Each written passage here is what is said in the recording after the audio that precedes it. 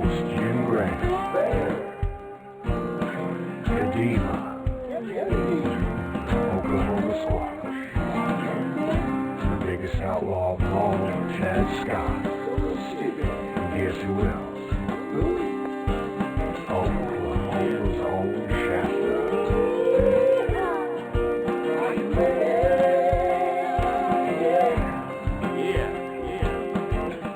Bigfoot Outlaw Radio.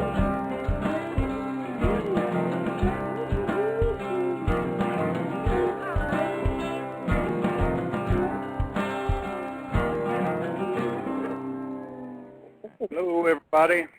Welcome to the show. I'm Chad Scott. Everybody knows me as Ghost. I'm kind of taking the reins on this one tonight. Bear couldn't be with us. I was told just a little while ago he was at Talladega, which is a relief, because when he told me he was going to be watching 43 guys burn through 4 rubbers each, I was kind of worried.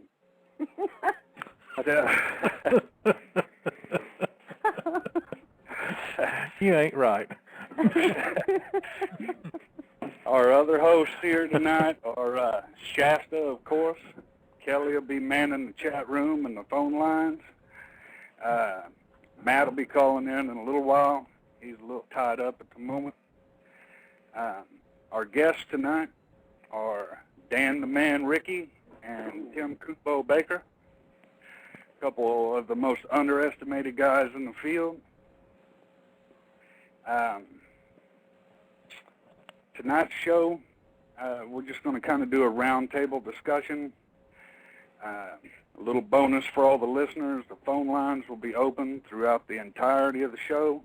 So if you have any questions or topics you want us to discuss, call in. We'll be glad to give them a run. Yeah. I just wanted to also let y'all know, I've kind of put it up in the chat, me and the Dano here are kind of, the storm alarm's going off. We kind of are surrounded by supercells, and we're hoping that we don't lose power or anything, but we just kind of wanted to give everybody a heads up that we got us a backup plan kind of maybe in order. So you may be hearing some booms out there, and hopefully the baseball-sized hail won't get here. You want my car to be out in it? No. Well, back to you, Mr. Chado. Let's go ahead and get the ball rolling. We'll start with an easy topic, but one that everybody kind of wonders about. Coonbo, what is it you think makes these creatures so curious about what we're doing? Oh, I think they're so close to us that, and they're highly intelligent, and they've lived around humans for, thousands of years. They just want to know, like I said, they just want to know what's going on. They probably don't have enough intelligence to fully interact with us, but enough to, that they've got that innate curiosity to know. We want to know what all's going on in their territory around them. And I imagine, as stupid of things as we do all the time, we're probably about the most interesting things in their territory. They probably wonder, why in the world we do some of the stupid things we do. And plus they see us, they're the ultimate survivor and are survivalist, so they probably recognize that they probably learned pretty early on that the humans in human habitations, can create a good source of food. And they probably also know that we have a great effect on the environment around us wherever we settle. Bad and good for them, probably. So, and also them being the ultimate survivalist, they pretty much got to pay attention to us, to know how to survive around us, to keep us from discovering them, from to in their mind to keep themselves out of danger, I would say. That's a good point. That's a good point. I think a good part of it is like the old saying: you keep your friends close and your enemies closer. Mm-hmm. The best way to know how to avoid us is to come and see what we're all about. Know the best ways to stay away. And I wonder if part of it might be they've watched as we continually progress, not just as a civilization, but as people in general. They've seen our world change multiple times, and I'm sure that brings out a certain amount of curiosity within them. Well, doesn't it make sense, guys, that when we go out to their area, we go out where they live, and, I know if somebody's sneaking around out here in my yard, I'm kind of looking and jeeping and creeping myself to see who it is. I notice just kind of the things I'll look at, because late at night I'm up, late, and I'll take the dogs out, and just like last night, this truck going by real slow, and you modify your behavior. You're looking at, okay, what are they out there doing? Why are they doing that? I don't think they're any different in that regard when we go out into their home. Mm-hmm. Exactly. They're going to be curious about why we're there, what are we doing, what's our intent. They're reading our body language. I do the same thing. Mm-hmm. They sure know. Go ahead, Tim. I was just going to say they sure know if we are armed or not, they understand that things that we carry in our hands can cause them problems, and I think that's one reason why it's so ungodly difficult to get any kind of a decent photo of them, as well as the technical aspect of the focusing system of cameras, but and then if you're carrying some kind of a weapon or something in their hand, I think they recognize they know what they are, and they know that I think that they're intelligent enough that they pass down information, and they know that in the past that objects of that type have caused problems, and to or injuries or such as that to themselves, friends, relatives, ancestors, and such. Okay. Go ahead. I think I have lost connection, folks. You're still there? Yeah, but I'm not on the radio. I've only shown one caller on the board. Oh. Yeah. Anyway, go right on. We'll keep on doing the show. Okay, we have a caller. Good. Take it, Kel. Caller 651, you're on the air. Oh, hey everybody, it's just the elusive one, just calling in to listen. Oh, okay, hon. Okay. We'll put you on mute. The curiosity isn't just limited to them when you think about other primates. It's obvious with especially the great apes that they're all curious. It's just bred into them. They want to know about everything.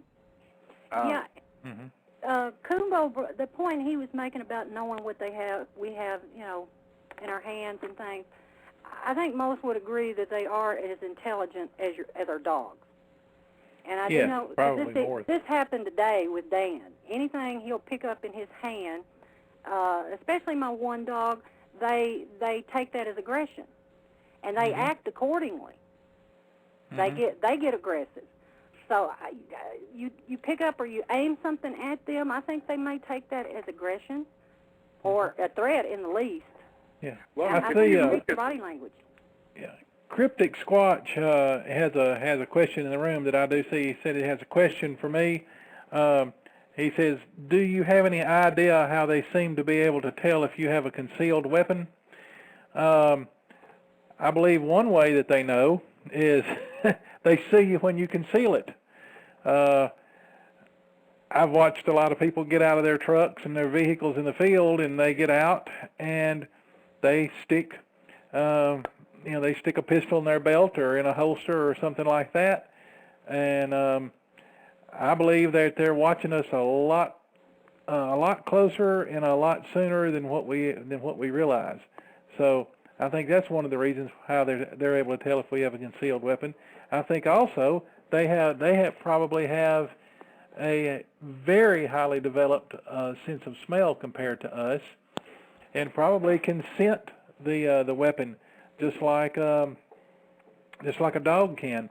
They probably know what gun oil smells like. They probably know what ammunition smells like. They probably know what burnt gunpowder smells like. They probably have they can probably smell it. And it may be that, that some people that, a lot of people that carry a concealed weapon don't realize it, but they telegraph the fact that that they've got one. They'll pat their side to see that the thing's in place. They'll stick their hand in their pocket or something and make sure that they can get to it. They do things that they don't really realize that telegraphs the fact that that they've got a concealed weapon. Things that somebody trained, would pick up on. Well, their entire attitude changes. There's a complete shift in attitude between when you get out of the truck and you don't have it on, and once it goes in that holster, your demeanor changes completely. Exactly. Yeah, you do something that telegraphs the fact that you've got a weapon on you. Well, it goes back too with the show you were on before, Chad, about how to increase your chances of having an encounter. Is you go in a peaceful mode. You're going out there to just enjoy and be a part of. Exactly. Whereas if somebody that is going out there and that is their intent and their purpose, or if they were hunting one, or if they were whatever, their demeanor or their attitude would definitely affect, I think, how these creatures would respond to them. And the curiosity factor would just kind of go up through the roof, because they don't know what you're there for. What's your purpose and intent?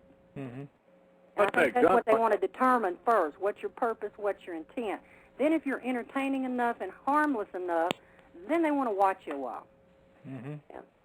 We have another caller, y'all. Okay. All righty. Hey, Henry, you're on the air. Hello. Hello, Henry. Hope y'all are doing okay tonight. I would want Dano and Vicky to be careful. I know y'all are having some nasty storms up there. We are trying, Henry. It's Or kind out of there. looking bad. Yeah, I know. Well, it's just 5 days till the 21st Annual Ohio Bigfoot Conference and Expo. I've seen that. I know y'all are going to have a wonderful time. Yeah. Lots of good people Yeah, up here going, too. I see that on the Facebook and on the MySpace and stuff, and I know y'all going to have a great time. Yep, they got Diane Stocking and Billy Willard and Doug Hychick, the producer of Monster Quest, speaking. Well, Speaking of Monster Quest... Go ahead, Henry. What's that? I said, was you going to take plenty of pictures? Oh, yeah, definitely. Can't wait. But, yeah, speaking of Monster Quest, there is an episode this upcoming Wednesday called Mysterious Ape Island, which examines the Sasquatch on Vancouver Island up in British Columbia. I always look forward to those. I enjoy the show. Yeah. I really do enjoy the show. Ask Bill. Yeah, I do too. Ask Bill if he knows when Destination Truth's coming back on. He has not said anything. Well, now, I count on Bill for that. Yeah, we all do. I'm surprised I'm surprised he's not calling in, or maybe he is on the line or something. I don't know. No, he hadn't called in yet, I don't think. No. But yeah, apparently Dr. John Bindernaggles, I think, is going to be part of this episode that's coming up on Wednesday. He lives on Vancouver Island. And also, there was an article about 2 months ago about a podiatrist, I think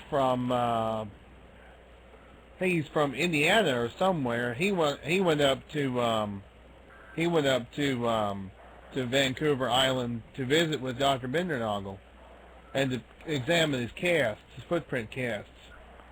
I mean, obviously a podiatrist would have more, experience with the foot, obviously. Right. Well, this ought to be a really good episode. Yeah. And to answer Abe's question, I'm going to try and get the film during the conference. But they're talking about rain on Monday, the next Monday, so I don't know if I'll be able to get out then or not. Well, when are you going up? I'm leaving from here Thursday night. Well, you be careful up there. Oh, I will. And watch out now for John. I seen all that cutting up in the chat. Yeah. And then, of course, you come up coming up in less. Henry, you're cutting out, hon. Uh-oh, Henry, you went away, buddy. Yeah. Henry, you still with us? I gotta close my chat. It sometimes interferes with this thing. Anyway, yeah, you got the Yakima Bigfoot Roundup coming up in about 3 weeks out at Running Springs Ranch.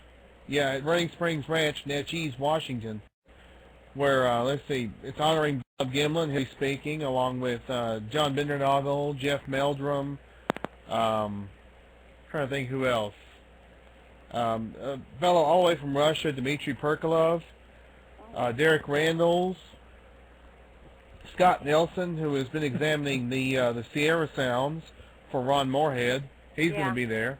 I caught him on Matter of fact, he's just been added as a speaker to the program, so that'll be a great lineup. That should be, yeah. And then Chris Murphy is going to be speaking. Kathy Strain and Bill Munns is going to do analysis of the Patterson Gimlin film. He's a special effects makeup artist who's worked on Hollywood films, and he's going to do an analysis on the PG film. Wow, that sounds like that's going to really be a great one. Are you going to that one? Oh yeah. Well, now you've got to take lots of pictures. I will, picture fan. definitely. I love pictures. Yep, and I will post them on my Facebook page too. Well, Henry, we'll be looking forward to it. And also, when you get back, all right, we do the show. You be sure and call in and let us know how it went. Oh, I sure will. All righty, hon. All right, y'all have a good one. You too, Henry. You Thanks too. for calling. Okay. Bye. Bye. See you, Henry. Kel, we got anyone else on the line, hon? Nope. All righty. Well, guys, where were we? Coonbo, you had mentioned that they could smell the gunpowder, the cartridges, the gun oil, and things like that, which I'm sure brings up the next question for people, which would be, well, just how the hell do they know what that smells like? Probably from being shot at. I was going to say the answer for that is really obvious. Yeah. Several of them have been shot at. How many times have they experienced somebody gunning down or hunting animals in their territory? Yeah, I mean, think of the number of reports of people deer hunting and shooting a deer or something like that, and get out there and a booger's gets their deer and drags it off. They know, like you said, Chad, they know exactly what a deer rifle is and what it can do. And as a matter of fact, there are a lot of reported cases of coyotes, bears, and wolves coming to the sound of gunshots in different parts of the country. They get used to they get used to hunters out there, and they hear a shot, and they say, "Oh, easy meal." So they take off out there, and they'll beat the hunter to his kill. Yeah, well, we've been hearing some reports of that down in Texas about them stealing the people's deer kills. Right. Mm-hmm. Yeah. And yeah, I heard that down in Mississippi as well, and Alabama. Yeah. Another point we touched on that I wanted to elaborate on a little bit was we talked about how they see the things in your hand and recognize them as a threat, don't want anything to do with them. Mm-hmm. That was experienced even by Diane Fossey and Jane Goodall when they were researching gorillas and chimpanzees. They couldn't get any closer to them than a certain point. If they had cameras with them or even binoculars, they wouldn't let them in close. We have another caller. Go ahead. Okay. They had to personally win the trust of that group before they could bring cameras or recorders or anything else in. Right. That would make sense to me. Mm-hmm. Bill, you're on there. How y'all doing? Oh, well, Bill, we're doing pretty good, hoping not to get blown away on this end. Yeah, but this weekend I got a new documentary called Southern Fried Bigfoot. We saw that. It's an awesome documentary. I mean, that documentary was so wonderful. It's a must for anybody's Bigfoot DVD library. I mean, I ordered it through the documentary channel, so I got a different copy without the artwork cover on it. But I said, the heck with it. It's still the same documentary, and it was beautiful. It had bloopers in it and stuff. I thought, they did a really wonderful job on it. It was just, just really good. We caught it on some, I don't know what off channel lightning. We caught it on some off channel, and we had never seen it before. So, most of us out there have seen all the Bigfoot documentaries, and so it was a real treat. Like, hey, we haven't seen this one. We really enjoyed it. Yeah. Really enjoyed it. But so any new sightings, footprints, experiences, or strange screams in any of the areas this weekend, or etc.? Yeah, I had a strange scream out of my wife when the dog stepped on her foot. Not that kind of shit.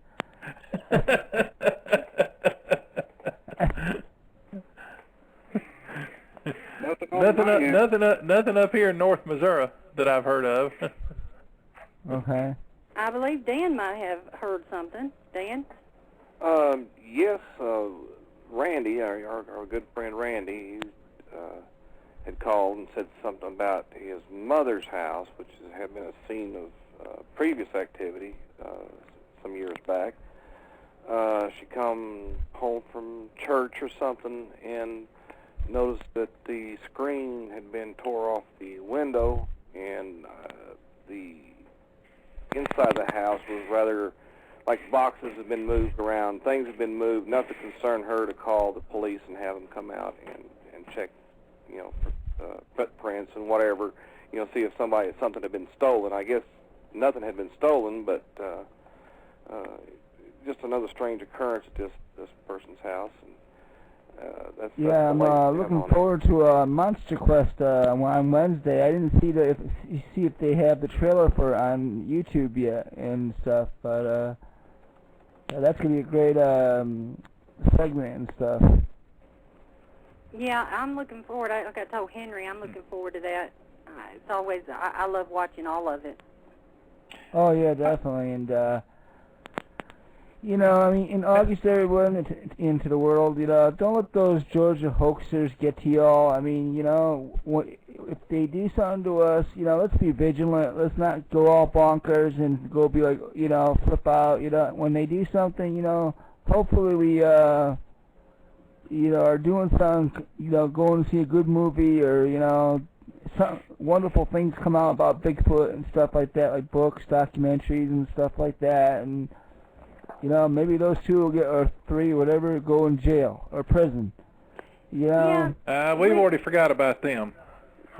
Yeah, but, you know, it's like the Bible says, keep your enemies closer or whatever, something like that. And what it is, you know, I figure just it is. I keep track of their movements, you know, because just like that, I know I'm not alone, because it's like that, you know, people just getting fed up with them. It's just like, you know, that, you know, I feel like I want to call Fox News or CNN and tell them to not to have them on there, you know. But hey, if they have them on there, they have them on there. But there's a lot of good movies coming out this summer, real good movies. Halloween 2, H2, and a couple other good blockbusters that are coming in, you know, and you know, so I mean, well, a lot of good movies coming in the movie theater. Hey, we did have one thing happen another thing happened out on our farm down in Alabama. My brother-in-law and my sister and brother-in-law have a trailer out there that they stay in on the weekends. And brother-in-law asked me here, just here recently, fairly recently, about out there. There's a lot of rocks and stuff in the yard and along the edge of the road that comes up there to their house, and they pick the rocks up and stack them. He stacks them up next to a telephone pole that's out there, or a power pole, and he'll come back later, and all the rocks will be scattered around the ground. And then he'll come back a little while after that, and they'll be stacked up again. And you know, Henry, I gotta say, I'm sorry. Henry, I gotta say something to you. I'm sorry. No, he was sometimes some people have to vent about that, Henry, you know, because it's just a point that if they do hit us in August, we have to be one step ahead of them and basically, you know, show them that we could be vigilant and more powerful than them. And that's my statement for you and people in the chat and everybody all over the world. Amen. That is so true. You know, that's what it is, you know. I mean, I listen to, you know, a certain person's show every week just to keep track of his movements, you know, and I know you probably guys do too in a sense once in a while, and it's just like that, you know. I mean, I know other people do in certain forms, and, you know, it's just like that, you know. That's what you have to do, because, you know, look what they're going to do to us in August, you know. I mean, it's just, you know, you have to, I mean, believe me, I have better things to do than watch those guys, but basically, you know, you have to just keep an eye on them. Yeah, I know it's time to move on, Henry, but after August, it will be definitely time to move on. Amen. All right, I'll let you guys go, but thanks for answering my questions and stuff, and I hope other people call in. Thank you, Bill, for calling in, hon. Bye-bye. See. Dan, you mentioned about them coming in that lady's house. Yes. What do you think motivates them to come inside? I mean, curiosity is one thing, but what motivates them to come on in the house? I really don't know. It's you know, curiosity. I'm sure of it. It's something else involved here. I don't. Maybe searching for food. I don't. I've heard reports over the years of you know, things being taken out of freezers and ice boxes and things like that. But this is really escalating over there. We need to go over there and really work on this, I guess. I think I posted pictures. I don't know if you all, well, most I'm sure everybody's seen them, but posted pictures of where it destroyed a storage building out in the backyard, ripped off the particle board walls that was around and took stuff out and strewed it all over the yard. Now it's moved up to where I believe it took the screen door off, or the screen off the screen door here last week or 2 weeks ago, and then again it's come back and it's taken the screen off of the window. And apparently it must have got inside. They could have, of course, been humans, too, as far as that goes. Yeah, they, this particular place, it has the building, they just kept breaking into the building, and it had also taken a rake. And I had put pictures up of that rake. We all know how hard that, the end of the rake is, the raking part. And they had, it just like something had got hold on each end of the metal part of the rake and bent it down. And they'd love to go in there and scatter. All right, we're all here. Okay, we rolling. Back to it. Okay. What were we talking about when we left? We were talking about that building over at our friend Randy's relative's house, and why they could possibly be, interested in doing, breaking in, doing things like that. And I think I was telling about the rake. I got that far.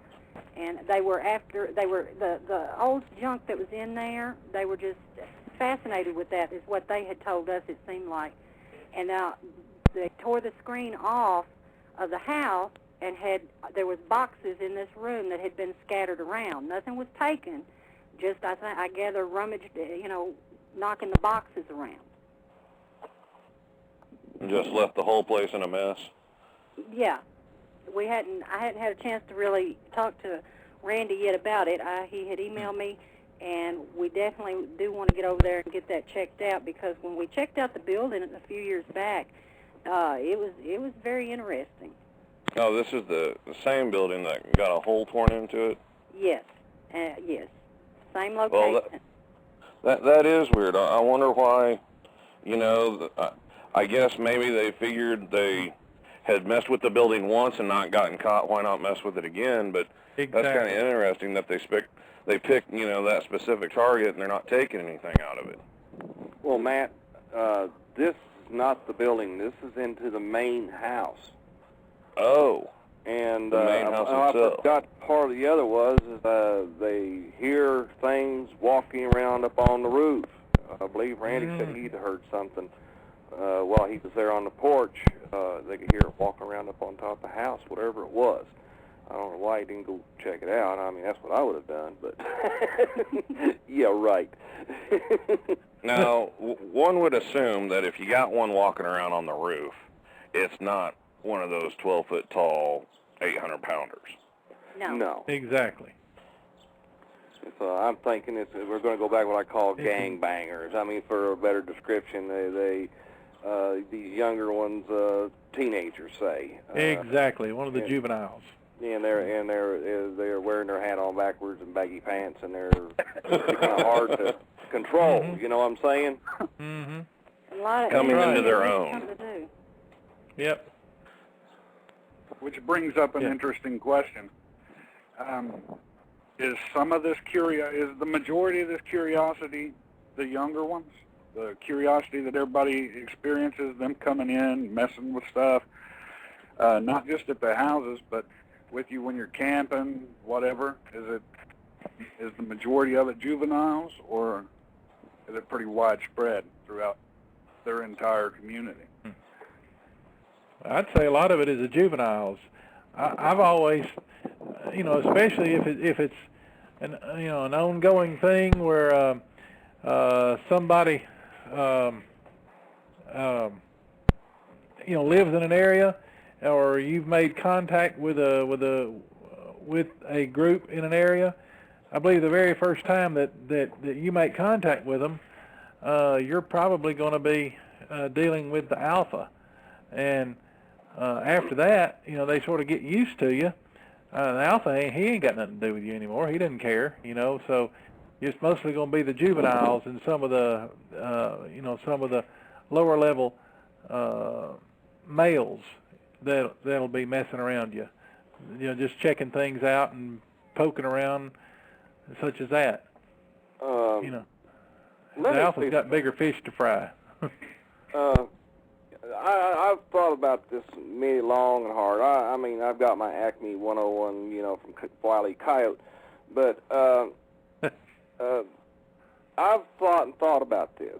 If you've got a younger set of them, 3, 4, 2, I call it counting coup. as the Exactly. Plains tribes did. Mm-hmm. Now, how would you increase your stature within a group of these fellers, critters? If you were young, would you, the dare is, I dare you, I double dog dare you, I'll triple dog dare you to go up there and get in that cooler while them people are sleeping tonight and see what's in there. I kind of think there could be a lot of that sometimes, trying to profile how they would think. Y'all may have more about, know more about that than I do, but I kind of wonder if that ain't a lot of the case sometimes. I would tend to agree with that, just the whole, youthful gang mentality, if nothing else but entertainment purposes, just to see how far they can, push without getting caught. I know down there where me and Chad have researched a lot down there in Sulphur, every time we've gotten messed around with just sitting at camp, we haven't had one just walk right up in there next to the campfire with us, but seeing them run down the trails and seeing the shadows and everything, they haven't been large ones, but it has been a small group of them. And I'd also tend to believe that the females and the much younger ones that would be susceptible to predation would kind of stay as far away from humans as they could. Well, that would make sense to me. Older ones know better. Yeah, and talking about counting coup, Vicky and Kelly, things like every time we go down there to those particular Indian mounds that we've been to several times, it's the little ones that come up there or the younger ones that come up there and count coup on us. That sneak right in there in amongst us. Oh, yeah. That particular area is a very unique area, and I'll never forget when it was Dan and another friend of ours, Daniel, y'all know who I'm talking about, and we were all there, and we were getting ready to go, and they said, well, what about so-and-so back there? Actually, Dan can probably tell this better than I can. And we said, well, y'all were the only ones back there. And I said, well, no, there was someone else back there. And we said, no, there wasn't. Everybody stayed up here. Only you and Daniel were back there. And they both looked at each other. And you can take it from there, Dan. Well, there was there at the Indian Mounds. Me and Daniel had walked down the road, back toward the road, kind of dead ends into the woods there. And I distinctly remember somebody behind us, he was taller than me because I'm only 5'9", but he was quite a bit taller than me. And I just couldn't, I didn't give it a thought. And we kept walking. And when we come back, we heard a tremendous, something like jumped out of the ditch and ran off over there where, Tim, you had photographed that one in the tree, or, that you thought was in the tree.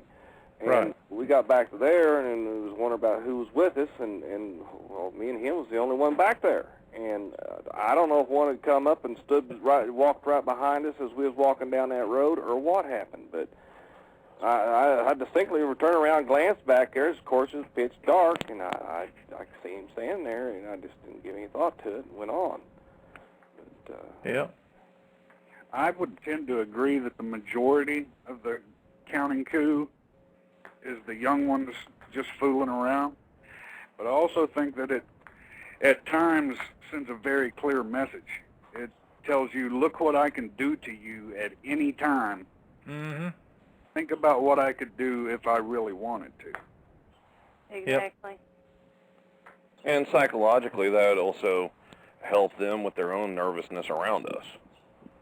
Proving to themselves, that humans, although there's something to be wary of, are something that I could take control of at any point in time I wanted.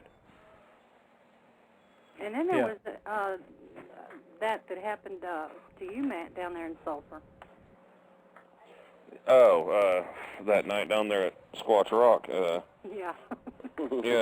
Whenever me and Chad went down there, it was right around dusk, and we got out Chad's truck, and as soon as we shut the doors, the woods come alive with primate sounds and hollers and everything else, and there's a creek that runs down there, and, we're going down towards this open area that has a rock formation that we call Squatch Rock, and before we got down in the open area going along the trail, you could hear something running away from us going across the creek, splashing in the creek on 2 legs. Well, we get down there and we start looking around. We're following the trails and everything, and we start getting whistled at. Just single-tone whistles. Well, Chad goes one direction. I split off the trail and go a different direction. I'm hearing this whistling, and there's a good section of brush, but it's pretty clear visibility, and then there's a tree line about 30 yards away. And whatever's whistling at me is behind these trees at that tree line. And I'm thinking, okay, I'll just keep on walking down this trail acting like I'm minding my own business, and I'll get a view of this thing, whatever it is. It's not up in the tree. I can tell, it's right around head height or whatever, and I'd get up, even with one tree, and I'd hear the whistle coming from the tree on down the trail. So I just kept on walking, and I'm following this whistling sound, trying to catch up with it. And eventually I got to a point where I decided, this thing is just leading me farther and farther away from Chad and farther down this trail, and it's getting darker and darker, and I don't want to get caught in a situation I don't like, so I'm going to go ahead and just give up on this goose chase and turn around and go back. Well, by this time, Chad had circled back around and gone back down on the opposite side of the creek where the Squatch Rock is. So I'm coming up to meet with him, and I'm walking down the trail, and off to my left, about not even 3 or 4 feet off the trail, there's this tree laying down there, a log. A dead tree had fallen there, and it's running parallel with the trail itself. And on the opposite side of the log is this big mound of what looks to me like dead grass or dead straw or something, and it's just this huge pile up against the backside of this log. Well, I saw it, and I thought to myself, well, what if that thing's laid up against a log like that or something? You could walk right by one and not even see the thing. I mean, it'd be right there by you, and you wouldn't even know. Mm-hmm. Well, that was it to me, just a thought. So I go back over there, meet up with Chad and everything, and me and him come walking back down the trail, and it's probably 5 minutes later. Well, we come up on that log, and I look over at it, and that mound of grass is gone. And it's just, nothing's there on the opposite side of that log. I mean, it's just a big empty space. And I know, my mind wasn't playing tricks on me or anything. I know what I saw because I had a walking stick with me at the time, and I was actually thinking about poking the mound of grass. And now I'm kind of glad I didn't, because there's no telling what would have happened if one had popped up on me like that. I think, he would have left a puddle underneath him and me both. Yeah. And I don't know that, once again, who knows, but it's just things like that. You find these situations you're in where a stump moves or a rock's not there anymore, and it just leaves you scratching your head. Uh-huh. Or a real good example of them counting coup on us in Sulphur, we would be out there camping, and there would be no one else in that entire park camping out. Because of the time of year it was. And when I say no one, I mean no one. Nobody there. But we'd go lay down and wake up, and the lantern would be off. Well, you don't think much about it. Oh, I'd run out of fuel. But we'd check, and it'd still be full of fuel. And it had actually been turned off. The knob was turned off. Well, if there's nobody out there but us, and I didn't turn it off, and he didn't turn it off. Did y'all find any tracks? Not that time. We found our tents were bumped up against each other with just maybe 6 inches of space between the two tents. And we woke up one morning, and between those two tents, halfway in between them, was one footprint, and the other one didn't hit till behind the tents, where it stepped between the two tents and never woke anybody up. And Dan and Vicky both, you've been camping down this same spot we're talking about. That ground at those campsites isn't the easiest thing to leave a track in. No, it's not. And this was, clear visibility toes. You couldn't have ever cast it because it wasn't sunk in the ground, but you're talking hard-pressed, compact soil with sand thrown on top of it. And, you know, to leave a track in that stuff, I mean, we walk around there all the time in boots and moccasins and flip-flops and sneakers and every kind of shoe you can think of, and when you can't even see a footprint in it. No. This is the kind of place. This is the kind of place to give you, just to give you a clear idea. This is the kind of place when you go, you judge how the ground lays, so that you can face your tent just the right way, that when you get up in the middle of the night to pee, you can just pee out the front of the tent.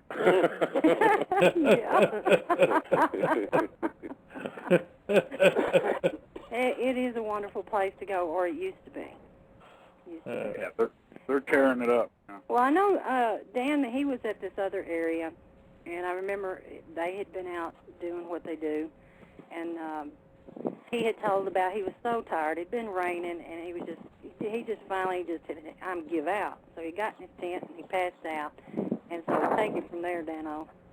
Oh yes, that was one of the hunts we was having down in Louisiana, and we had been raining and mist and raining, and we'd been up for like 3-4 days. They hadn't had any sleep, you know, and cold and wet. And I got to my tent. And, I'm going to enjoy this, and got in there in my sleeping bag. I swear I could have wrung water out of it. It just was so humid and rainy, and I said, "Oh, heck with it." And I just crawled in there with my clothes on, and pretty soon it warmed up, but I went to sleep. And it was during the middle of the night, I heard something walking around my tent. I heard definite footfall splashing some muddy water, you know, right there within about 2 foot of my head. It woke me up. And I thought, oh, that must be somebody, you know, got up. Why are they getting up there and walking around my tent? Because I was kind of away from everybody else's. And I didn't give any more thought, and I just went back to sleep. When I got up and got to thinking about it. And I thought, oh, see if there's any tracks around there where my head was. And I walked up there, and, yeah, I could see a kind of a large impression of a foot. And I thought, well, it could have been one of the guys walking around here. And a friend of mine, Dennis, he seen me, and he says, the funniest thing I remember is he looked at me and he says, "Don't worry, I heard it too." And so I guess there was something walking around the tent that night.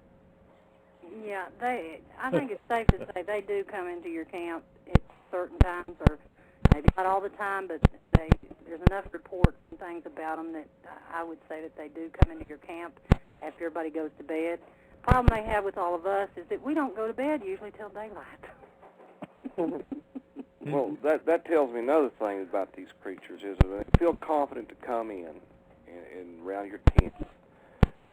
Evidently, their hearing must be tremendously good because evidently, when people are sleeping, they give off the sleep breathing, is what I call it. You can, you know, they can tell when people are asleep, and then they can know when to come in. Otherwise, if everybody's sitting around playing cards, they wouldn't come in. Mm-hmm. Yeah, in that mound of grass that Matt was talking about, that brings back a story. And Tim, I believe you're the one that posted this story about the young Indian girl that was. Yeah, my great-grandmother. Okay, and what did he do? You take it from there, because that just kind of makes me wonder. Well, supposedly she was out looking for berries or picking berries or something like that, and this was up in the mountains of western North Carolina, near a little place called Seven Devils. Interesting name in itself, but anyway, she supposedly was picking berries, and then heard up on the top of the ridge, up on the ridge west of her, heard some shooting and some guys yelling, and then she heard somebody come running down through the woods, coming down the side of the hill towards her, and she. This was back in the late 1800s, I think it's in the 1880s, and that was not a good time for a Cherokee Indian squaw to be caught out by herself by white guys. And it was, you know, only the white guys usually that had guns and hunted in groups like that. And so she hid. and she expected to see somebody come, busting out of the woods down there, and but what came out, she said, was a Nununui, which is the one of the Cherokee names for Bigfoot, and she said that it was walking hunched over, and that there was a creek near right there, and they said it went over to the edge of the creek and it laid down, and this was a place where there was a bunch of debris washed up on the creek bank there where the water had been up. There was just a lot of debris, sticks and leaves and stuff wadded up there. Said it laid down in that and covered itself up, and laid down almost like right in the edge of the water, and then drug a bunch of that stuff in over the top of it and covered itself up. And she laid there a minute, trying to figure out what she was going to do, and then she did hear voices coming down the hill, and she decided that they were far enough away that she could that she could get out of there, so she did. And she got out of there. Well, she told her brothers about it, and they came back later looking and didn't find anything. They found the place where it had been, but it was gone. So they will hide very effectively using whatever is around for camouflage, when they want to. Well, guys, and that goes right along with Matt's experience there. Guys, we're up here at the top of the hour, so I want to do a shout out real quick, and I'd like to also remind everyone to sign up for our contest. The details are on our MySpace page, our Facebook page, and on our Blog Talk page. And I'd also like to encourage all y'all to just go there and add us as your friends, and you can keep up with us that way. And we're still taking calls. The call-in number is 347-324-5347. And I'd like to say hello to Miss Gigi and Billy 240Z, Bill Green, D. Wells. Truth is out there, Miss Kathy, and of course my own Dan R. And Andy Drew and Bella. I'll be back on later and we'll mobster it up, girl. And Scott A. And we have HBM's Crypto Corner. That's Henry May, John Cartwright. I'll get John some more critters into the Farmtown thing. And Irish Guy. And let's see here, who else? We have Elusive One, the MNPRT, which it is, I believe it's him that has the birthday weekend. And I'd like to say happy birthday to him, and I hope you've had a great weekend. And hey, Booger Kings, and John West, and Creek, hello Creek, and Great Secrets, Christina, hello, Derek, Cryptic Squatch, Duke, and we have Jordan, Cryptid Hunt Radio, and I'd like to encourage y'all also to go and sign up. Check out Jordan's page. Jordan put up your information in his show, and really get out there and support him, guys. And that's all we have. And so we have a song lined up for you.